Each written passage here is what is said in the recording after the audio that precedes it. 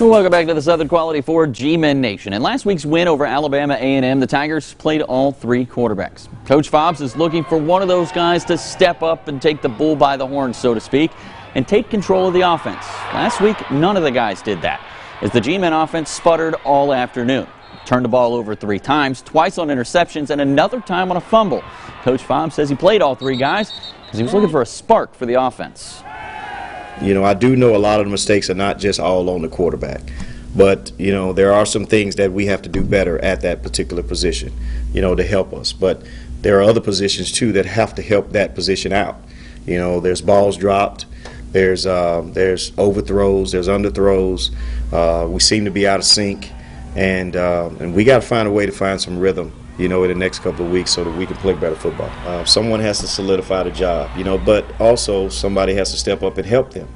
You know, guys have to catch the football and make plays for them and block for them too. So, you know, it's one of those situations, when things don't go as well as they should, everything falls on the quarterback, and then when everything goes well, he's the guy. You know, so all of them have big shoulders, and at the end of the day, you know, I hated to have to create a musical chair type situation, but what am I to do as a head football coach? You got to try to find a way to win a football game. And if someone's not getting it done, you go to the next guy. If he's not getting it done, you go to the next guy. And then if he's not, you go back to the first guy. And you just keep going until someone tries and gets it done. So we'll keep doing and keep fighting and keep clawing until, you know, somebody solidifies it, or either I'll have to solidify it. Now, Jeremy Hickbottom and Charles Wright took the bulk of the snaps, so let's take a look at those 2 quarterbacks by the numbers. Hickbottom finishing 4 of 9 for 30 yards, no touchdowns, and a pair of interceptions. He also rushed for 37 yards on 8 carries. As for Charles Wright, he finished 13 of 19 for 98 yards, no touchdowns, no interceptions. He also rushed for 34 yards on 6 carries, but he did lose a fumble. He almost lost another fumble, but the play was called back after review because the Tigers snapped the ball before the referees gave the ready for play signal. So neither quarterback really giving Coach Fobbs any kind of confidence.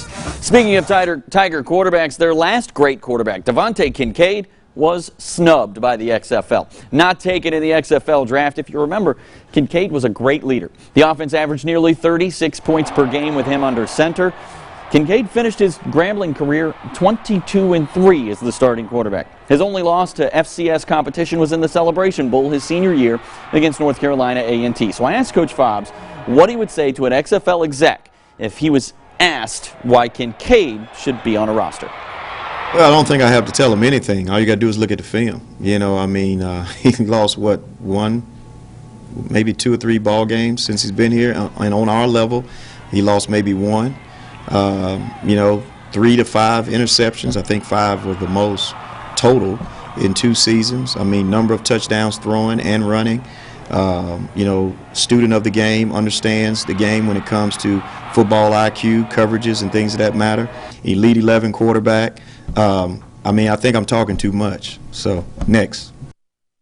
Boy, is Coach Fobbs right. Let's take a look at Kincaid's numbers at Grambling, basically averaging 3,000 passing yards over 2 seasons, 54 touchdowns to just 8 interceptions. He also had 672 yards rushing with another 10 touchdowns. The guy had a knack for finding the end zone, and he did not turn the football over. Now, speaking of the XFL, 2 former Tigers are getting a shot at pro football, as Martez Carter and Mac Meander were both selected in the XFL draft. Carter was selected by the Los Angeles Wildcats with the 56th selection in the draft.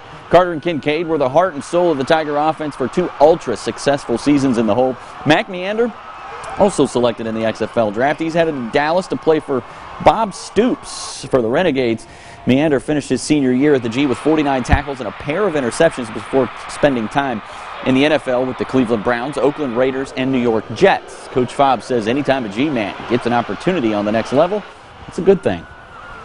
Well, I mean, it's big for them. It's also big for us as well. They're part of our family. It doesn't matter if you've gone on and you're not playing here anymore. You know, you're still one of our young ones, and I'm so excited for them. A little disappointed that a couple of other guys didn't get those opportunities, but that's just the way it goes. Those programs have to field their teams and feel it with who they feel is best for their particular football team. So my opinion really doesn't matter, but I am pleased and elated that those guys got the opportunities. They're extremely athletic. They're great players. It's just a matter of them getting in and learning the system and doing things the right way, and they'll play really good football. So, you know, they're alpha males, which is what we always look for, and I'm so happy for them, you know, to have an opportunity to continue to play this game that we all love, you know, is always a plus.